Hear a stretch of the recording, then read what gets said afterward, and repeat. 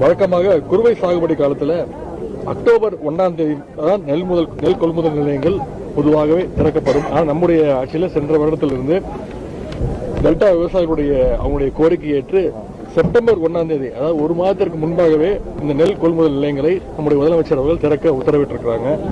அதன்படி சென்ற செப்டம்பர் 1ஆம் தேதியிலிருந்து நேற்று வரை, அதாவது 50 நாட்கள்ல மட்டும் கிட்டத்தட்ட 1825 நெல் கொள்முதல் நிலையங்கள் திறக்கப்பட்டுள்ளன. அதேபோல் நம்முடைய அரசு எடுத்த முயற்சியால் வரலாற்றிலே இல்லாத அளவிற்கு குறுவை சாகுபடி காலத்தில் கிட்டத்தட்ட 50 நாட்கள்ல சுமார் 10 லட்சம் மெட்ரிக் டன் அளவுக்கு நெல் கொள்முதல் செய்யப்பட்டுள்ளது. அதுல 8 லட்சம் மெட்ரிக் டன், அதாவது 81%, 81% நெல் மூட்டைகளை குடோனுக்கு ஏற்கனவே கொண்டு செல்லப்பட்டுள்ளன. மீதமுள்ள 1,93,000 மெட்ரிக் டன் நெல் மூட்டைகளை குடோனுக்கு கொண்டு செல்கின்ற பணிகள் தொடர்ந்து விரைவாக நடைபெற்றுக் கொண்டிருக்கிறது. இன்னும் ஒரு வாரத்திலிருந்து 10 நாட்களுக்குள்ள அந்த பணிகளும் நிறைவடையும். குறிப்பா ஐயா, ரொம்ப மேலும் மேலும் விவசாயிகளை ரொம்ப வேதனைக்குள்ள ஆக்குற ஒரு விஷயங்க ஐயா. இவர் பேசுற பேச்சு எல்லாமே ரொம்ப மனசை நோவடிக்கிற மாதிரி இருக்கு. அதாவது எதிர்கட்சி தலைவரா இருக்க எடப்பாடி பழனிசாமி ஐயா எல்லா இடத்தையும் பார்வையிட்டு எல்லாம் அதுக்கான என்னென்ன நிவாரணம் தரணும் அப்படிங்கிறதெல்லாம் பத்தி பேசியிருக்காரு. இவர் எங்கதான் போனார் தெரியல. அவர் வந்துட்டு போன பிறகு அவருக்கு நான் மறுப்பறிக்கை கொடுக்கணும் அப்படிங்கிற ஒரு அரசியல் தரமான ஒரு பதில சொல்றாரு. பொய்களை விதைத்த விவசாயிகளின் வாக்களை அறுவடை செய்ய முடியாது அப்படின்னு சொல்லியிருக்காரு. அதாவது இவர் முன்னாடியே அதுக்குள்ள நம்ம விவசாயிகளோட நிலைமை என்ன ஏதுன்னு பார்த்து இவர் பார்க்க வேண்டியது போக எதிர்கட்சி தலைவரா இருக்கவர் பார்த்ததை குறை சொல்றாரு. இவர் இங்க இருந்து நெல் மூட்டையெல்லாம் குடோனுக்கு எடுத்துட்டு போறதுக்கு அந்த வர்ற ட்ரெயின் எல்லாம் இவ்வளவு சரியா வருதா என்ன ஏதுங்கிறத பார்க்க வந்தேங்கிற மாதிரி பார்வையிட்டு போயிருக்காரு. ரொம்ப வருத்தமா இருக்கு. இங்க நம்ம விவசாயிகள்லாம் வேதனையோட விளிம்புல நிக்கிறோம். ஒவ்வொருத்தருமே சாப்பாட்டு கூட வழி இல்லாம சிரமப்பட்டுக்கிட்டு எந்த விதமான நிவாரணம் கிடைக்கல அப்படிங்கிறதுல ரொம்ப வேதனைப்பட்டுக்கிட்டு இருக்காங்க ஐயா. இதுல கடந்த 50 நாட்கள்ல 10 லட்சம் மெட்ரிக் டன் நெல் கொள்முதல் நடந்திருக்கு. நாங்க செப்டம்பர் மாசமே கொள்முதல் நிலையங்களை திறந்திருக்கோம் அப்படிங்கிற கருத்தையும் பதிவு பண்ணியிருக்காரு. ஐயா, அதுதாங்க ஐயா, அவருக்கு எதுவுமே தெரியாது அப்படிங்கிறதுக்கான ஒரு இன்னொரு சான்றுதான் இவர் இப்படி பேசுறதெல்லாம். செப்டம்பர் மாதம் திறந்தேன், நவம்பர் மாதம் திறந்தேன் அப்படிங்கிறதெல்லாம் சரி, திறந்து வச்சு அதுல என்னத்துங்க ஐயா, ஏதாவது ஓட்டுறதுக்கா? அதுல திறந்தாருன்னு வச்சுங்களேன். திறந்தப்ப அவங்க அப்பா ஒரு தடவை பூ எல்லாம் அள்ளி மேட்டூர்ல இருந்து தண்ணி வரும்போது கல்லணையில இருந்து பூவை தூவி விட்டாரு. அதை தட்டோட தூக்கி வீசினாரு. அந்த மாதிரி செஞ்சு என்னங்க ஐயா பிரயோஜனம்? அவங்க நடவடிக்கையில விவசாயிகளுக்கு ஏதாவது ஒரு சந்தோஷமான செய்தி, ஆக்கப்பூர்வமான விஷயங்கள் இருந்தா பரவாயில்ல. நான் செப்டம்பர் மாதம் திறந்தேன், நெல் கொள்முதல் இவ்வளவு பண்ணிட்டோம்னாருன்னா, நெல் கொள்முதல்ங்கிறது ஒவ்வொரு விவசாயியும் அவனுடைய வேற வழி இல்லாம தாண்டி குதிச்சு ஒரே ஓட்டமா ஓடி போய் எப்படியா அந்த நெல்லை போட்டாதான் தன்னுடைய அடுப்பெரிங்கிற ஒரு பயத்துல ஒவ்வொரு விவசாயியும் ஓடி போய் இந்த நெல்லை கொடுத்ததாங்க ஐயாத. இது அவங்க எந்த ஒரு இடத்துலயுமே அவங்க ஒரு கடை விரிச்சு எல்லாரும் விவசாயிகள்லாம் பாவம் பாதிக்கப்பட்டீங்க, இங்க வாங்க உங்க நெல்லெல்லாம் கொண்டு வாங்க அப்படின்னு சொல்லி அது எல்லாத்தையும் ஈரப்பதம், அதாவது 17 இருந்தாலும் பரவாயில்ல அப்படிங்கிற மாதிரி சொல்லி எடுத்துட்டு போலாம். இப்பதான் ஒரு மத்திய அரசுக்கு 22% வேணும் அப்படின்னு அனுப்பியிருக்காங்க. இன்னொருத்தர் இருக்காரு விவசாய துறை மந்திரி. அவர் என்ன சொல்றாருன்னா, அவர் பெரிய ரொம்ப எம்ஆர்கே பன்னீர்செல்வம் அவர் சொல்றது ரொம்ப பெரிய வேதனையா இருக்கு ஐயா. அதாவது மத்திய அரசு ஊட்டச்சத்துக்கு உள்ள அந்த அரிசியை கலக்கிறதுக்கு அனுமதி கொடுக்கலன்னு ரொம்ப ஒரு பச்சை பிள்ளைத்தனமான ஒரு குழந்தை தரமான ஒரு வார்த்தையை பேசியிருக்காரு. அதெல்லாம் எல்லாருமே ரொம்ப ஒரு 20 வருஷம் 30 வருஷத்துக்கு முன்னாடி உள்ள முட்டாளா இருப்பாங்க அப்படிங்கிற மாதிரி பேசிட்டு இருக்காரு. இன்னைய தேதியில எல்லா ஊடகம் பத்திரிக்கை இதுவாயிலெல்லாம் எல்லாரும் எல்லாத்தையும் தெரிஞ்சுக்கிறாங்க. இவங்க அங்க இருந்து நேரடியா ரயில்வே ஸ்டேஷன் தஞ்சாவூர், ஏங்கய்யா தஞ்சாவூர், நாகப்பட்டினம், திருவாரூர்லாம் டெல்டா பகுதி இல்லையா?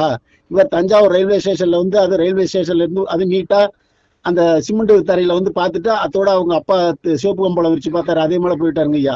இதெல்லாம் ஜனங்களுக்கு ரொம்ப ஒரு வேதனையான விஷயங்க. இந்த வேதனை, அதாவது இந்த பரமார்த்த குரு சீடர்கள் மகன், நான் கொஞ்சம் கடுமையா சொல்றேன்னு நினைக்கிறேன்னா, பரமார்த்த குருவும் சீடர்களுங்கிற மாதிரி தான் இருக்கு. அவர் இன்னைய தேதியில உடன்பிறப்பே வா அப்படிங்கிற ஒரு நிகழ்ச்சியில நேர்காணல் காண்கிறாரு இவங்க அப்பா. என்ன கொடுமைங்க ஐயா இது என்ன தலைமை? இவங்க இந்த ஆட்சியின் கீழே குடிமக்கள்லாம் நாங்க எப்படி வாழறது? விவசாயிகளுக்கு என்ன விதமான பாதுகாப்பு, என்ன விதமான அக்கறை உள்ள முதல்வர் இருக்காரு பாருங்க. இங்க கடந்து நாங்க டெல்டா உள்ளவங்க எல்லாம் செத்துக்கிட்டு இருக்கோம். ஒரு மாற்று வழி எதுவுமே இல்லை. ஒரு நிவாரணமோ வேற ஏதாவது ஒரு அரிசி மளிகை பொருள் வேற எதுவுமே ஒண்ணுமே கிடைக்கல. இவங்க அதுக்கான ஏற்பாடுகளை பண்ணல. இல்ல இங்கே வந்தவர் தஞ்சாவூருக்கு வந்தாரு. இன்னும் கொஞ்சம் தள்ளி மன்னார்குடி பக்கம் டிஆர்பி ராஜாவோட சொந்த ஊருங்க ஐயா. அந்த ஊருக்கு வந்திருந்தாருன்னா இந்த விவசாயிகள் படுற அவலத்தை, அதாவது ரோடெல்லாம் போட்டு பிரிச்சு நடு ரோட்ல உள்ளதெல்லாம் பாதாள சாக்கடைக்கு தோண்டுறேன் அப்படிங்கிற மாதிரி சொல்லி 1 மூட்டை 2 மூட்டை இருக்கிறதையும் கூட எடுத்துட்டு போறதுக்கு விவசாயிக்கு முடியாம இந்த சின்ன குட்டி யானைங்கிறதுல ஏதாவது வேன்ல எடுத்துட்டு போவோம், அதையும் போக முடியாம எல்லாம் அப்படியே கடந்து கடந்து அப்படியே முளைச்சு போகுதுங்க ஐயா. இப்போ அவங்க சொல்றதுல இருந்து எந்த அளவுக்கு வந்து வேறுபாடோட இருக்கு சார்? உதாரணத்துக்கு அவங்க கொள்முதல் செய்யறோம்னு சொல்றாங்க, இன்சூரன்ஸ் வந்து 30% வந்து சேதமடைஞ்சா இன்சூரன்ஸ் கிடைக்குங்கிற மாதிரி சொல்றாங்க. இது இது உண்மையா இல்ல என்ன மாதிரியான பிரச்சனைகள் இருக்கு? ஐயா அவங்க வந்து முதல்ல வந்து யாராவது அந்த விவசாயத்தை பத்தி தெரிஞ்சவங்க புரிஞ்சவங்க இருக்கணுங்க ஐயா. அதாவது விவசாயத்துறை அமைச்சர் வந்து பார்த்தாருன்னா கூட அவருக்கு ஏதாவது கொஞ்சம் நஞ்சம் தெரியும். அவருக்கு வந்து அவர் கட்சியில் உள்ளவங்க ஏதோ ஒரு செய்தியை சொல்லுவாங்க. இவர் சம்பந்தமே இல்லாம யாரோ ஒரு அதிகாரி கூட இருக்கிற நாலேஜ்ல கால்வாசி கூட இல்லாதவர் இவர் வந்து 30% நம்மளுக்கு ஈரப்பதத்துக்கு பாதிப்பு கொடுக்குறேன், நிவாரணம் கொடுக்குறேன், இப்போ அது என்னது இன்சூரன்ஸ் தரேன் அப்படிங்கிறதெல்லாம் இவருக்கு யாரும் எழுதி கொடுக்கறத வந்து சொல்றாரு தவிர இவருக்கு அனுபவபூர்வமான ஒரு விஷயம் புரியுமாங்கிறது முதல்ல எல்லாருமே நம்ம ஒரு பகுத்தறிவோட தெளிவா இருந்து பார்க்கணுங்க ஐயா. இவருக்கெல்லாம் வந்து இழப்பீடை பத்தியோ இல்ல காப்பீடை பத்தியோ ஏதாவது இவருக்கு தெரியுமா? இவர் வந்து விவசாயிகளை நேரா சந்திச்சு உங்களுடைய இழப்பீடு எவ்வளவு, உங்களுக்கு எவ்வளவு இழப்பு காப்பீடு வேணும், என்ன ஏதுங்கிறதெல்லாம் தெரிஞ்சு அதிகாரிகள்கிட்ட கேட்கணும். விவசாயிகள்கிட்ட முக்கியமா பாதிக்கப்பட்ட விவசாயிகளை கேட்டாங்கன்னா தெரியும். அங்க இருக்கிறவங்க எல்லாம் பாருங்க, டிஆர்பி ராஜா நிக்கிறாரு, மற்றபடி அவங்க கட்சிக்காரவங்க தான் நிக்கிறாங்க, எல்லாம் துண்டும் கருப்பு சேர்த்து துண்டை போட்டுக்கிட்டு அந்த மாதிரி இருக்காங்க. அது வந்து நேரடியா சிமெண்ட் தரையில நின்றுட்டு கேட்டுட்டு போறாரு. இவருடைய அந்த சதவீதம் இவங்க ஒப்பிடுற சதவீதம் பேப்பர்லையும் டிவிலையும் கொடுக்குற அறிக்கைகள் எல்லாமே பொய்யுங்க ஐயா. அதை எங்க வேணாலும் நான் நிரூபிக்க தயாரு. இவங்க வந்து எந்த விதமான ஒரு சரியான உண்மையான செய்தியுமே அவங்க சொல்லலைங்க ஐயா. அது மாதிரி அதிகமான நெல் கொள்முதல் நிலையங்களை திறந்து அதிகமாக வந்து கொள்முதல் செய்வதற்கான வழிவகுத்திருக்கும். இதன் மூலமா நெல் கொள்முதல் வந்து பரவலாக்கப்பட்டிருக்கு அப்படிங்கிற ஒரு வார்த்தையும் அவர் பயன்படுத்துறாரு. ஐயா அதுதான் சொல்றேன்ல, இவரு அதை ஆதாரபூர்வமா என்னைக்கு செப்டம்பர்ல திறந்தோம்னு சொன்னாங்கன்னா அதுல இருந்து எத்தனை தேதி வரை எவ்வளவு நெல் முட்டை இவர் பிடிச்சாங்க, எவ்வளவு நெல் முட்டை கொள்முதல் பண்ணாங்க, மீதி அவ்வளவு எல்லாம் கொள்முதல் பண்ணியிருந்தா நம்ம எத்தனை ஏக்கர் இங்க தமிழ்நாட்டுல வந்து டெல்டாவில் வந்து எவ்வளவு பயிரிடப்பட்டு இருந்துச்சு, அதுல அந்த மாதிரி ஒரு அறிக்கையை வெள்ளை அறிக்கையெல்லாம் அவர் கொடுத்தாருன்னு வச்சுங்களேன்.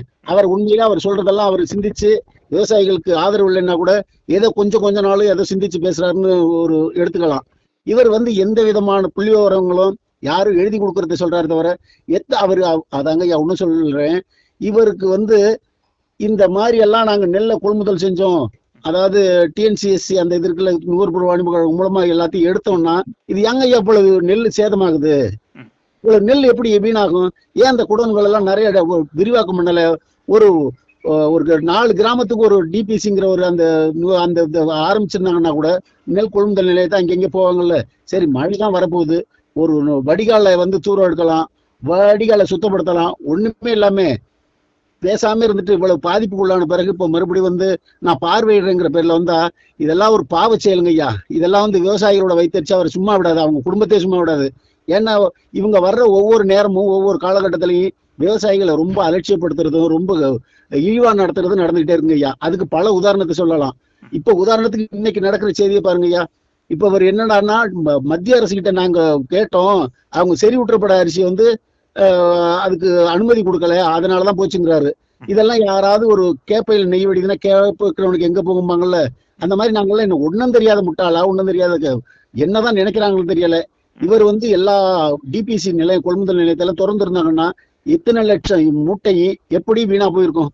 அவர் வந்து ஒரு எதிர்கட்சி தலைவரா எடப்பாடியார் வந்து பாக்குறாரு கேட்கிறாருன்னா அவரை பேசுறதுலயும் தனி மனித தாக்குதலையும் தான் நிக்கிறாங்களே தவிர அவர் வயசு என்ன, அவர் ஒரு விவசாயியா இருந்தவர், அவர் அவ்வளவு நேரங்கள்ல எல்லாம் வந்து விவசாயிகளை பத்தி தெரிஞ்சவர். அவர் புள்ளி விவரமா என்னன்னு சொல்றாரு, டிபிசிக்கு நெல்லு போறது அது தூத்தணும், மறுபடியும் அவங்க டிபிசில பிசி பத்தி ஹெல்ப்பரை பத்தி லோட்மேனை பத்தி எல்லாம் பேசுறாரு தெரியுது. இவருக்கு என்னங்க தெரியும், இவருக்கு ஏதாவது சொன்னா கூட சரியா தெரியாது. இவர் என்னன்னா அவர் அப்பா உட்காந்துட்டு அங்க உடன்பிறப்பே வா நிகழ்ச்சியில கலந்துட்டு நீ போயிட்டு வான்னு சொன்னதை கேட்டுக்கிட்டு வந்து சும்மா ஒரு அறிக்கை தான் விடுறாங்க ஐயா. இதெல்லாம் வந்து ரொம்ப பாவமானது விஷயங்க ஐயா. இந்த விஷயம்லாம் இருந்து விவசாயிகளுக்கு விவசாய தொழிலாளர்கள்லாம் எந்த மாதிரி இருக்காங்க, அந்த அந்த கொடுமையெல்லாம் இவங்க பண்றது வந்து ரொம்ப அநியாயங்க ஐயா. இது நல்லது இல்லைங்க ஐயா. வர்ற 2026 நிச்சயமா விவசாயிகள் மட்டும் இல்ல, விவசாய தொழிலாளர்கள் பொதுமக்கள் எல்லாமே இந்த டெல்டாவில் உள்ளவங்க எல்லாம் இவங்களுக்கு சரியான பாடம் கற்பிப்போங்க ஐயா. நன்றி சார். நன்றிங்க ஐயா.